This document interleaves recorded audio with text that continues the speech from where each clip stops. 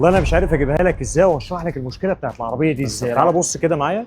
بص، هي العربيه دي بتاكل بنزين بطريقه اوفر جدا جدا جدا، وبتسجل على جهاز كشف الاعطال سيستم تو ريتش. يعني في مشكله في استهلاك البنزين، العربيه بتاكل بنزين بطريقه اوفر جدا. طب تفتكر المشكله دي فين؟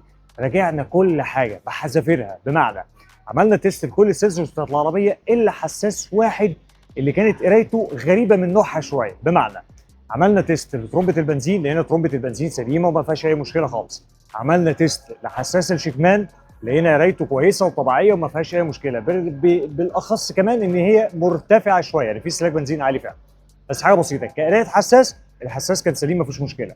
فجينا عند حساس الماب، لقينا كميه الهواء اللي داخل الموتور هي كانت زايده شويه. هنا كده في مشكله، يا اما الحساس فيه مشكله يا اما في تسريب هواء داخل من المانيفولد للحقنا على طول بره البوابه بتاعت العربيه، لان المفترض الكنترول عارف وضعيه البوابه وعارف كميه الهواء اللي هتتحقن، وبيقيس عن طريق حساس الماب كميه الهواء اللي هتتحقن، علشان من المفترض يكون في توازن ما بين كميه البنزين وكميه الهواء مع بعض، عشان ما يكونش في تهدير لكميه البنزين. كل اللي فات ده انا عارف ان انت مش فاهمه، بس انت متخيل ان المشكله طلعت في الخرطوم ده؟ في الاخر اكتشفت ان في تسريب هواء بسيط من الخرطوم بتاع فالف الكنستر. تعال بص كده معايا. بص بص، هو ده التسريب.